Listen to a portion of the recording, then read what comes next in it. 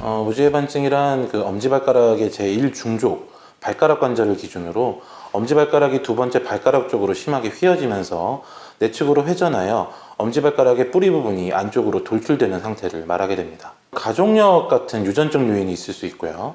그 다음에 평발이나 넓적한 발 등의 발의 형태가 내적인 원인이 될 수가 있는데, 오래 서 있거나 걸어 다닐 때 변형이 온 엄지발가락의 돌출 부위가 계속 신발과 부딪히면서 아파지거나 그 부위에 자극이 지속되면서 염증이 발생하게 될 수 있습니다.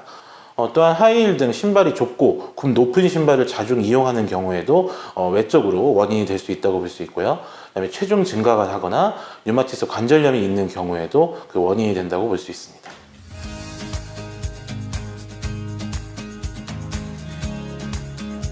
무지외반증의 단계적 증상으로 본다면 우선 외관상의 변화가 심하지 않고 엄지발가락의 관절 부위만 빨개지면서 시작을 하게 되고요. 또 좁은 신발을 신거나 구두 같은 거 신을 때 발이 빠르게 피곤해지고 통증이 쉽게 느껴지게 됩니다. 이 단계가 지나가게 되면 외관상 변화가 확인되고 발볼이 좀 넓적해진 것 같은 느낌이 들게 되고요. 신발을 신지 않아도 가끔 아프게 되면서 시간이 지날수록 그 엄지발가락이 튀어나온 부분이 점점 각도가 심해지게 됩니다.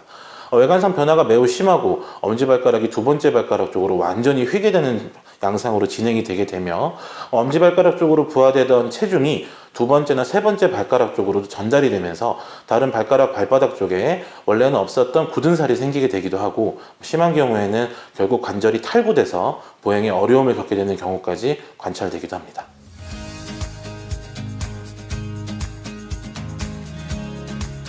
일반적으로 진통 소염제 같은 약물 치료를 제일 먼저 시작해 볼 수가 있고요.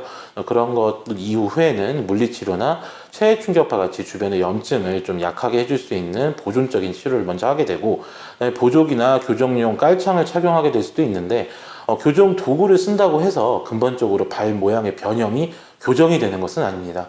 다만 어떤 특정 보조기에 대해서는 일반적으로 진행을 좀 늦출 수 있다고 보고가 돼 있고요.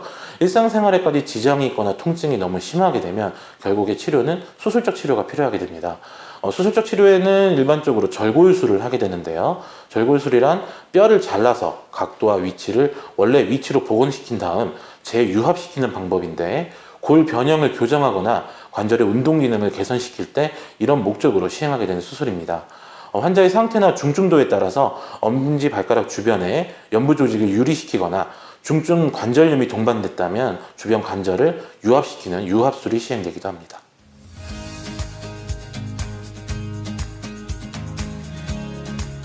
우선 유전적 소인이 있는 경우에 예방은 쉽지 않지만, 후천적인 요인을 어떻게라도 좀 조금 줄여볼 수 있다면 우선 변형을 악화시킬 수 있는 신발을 피하면서 주로 발에 편한 신발을 사용하는 것이 제일 좋고요.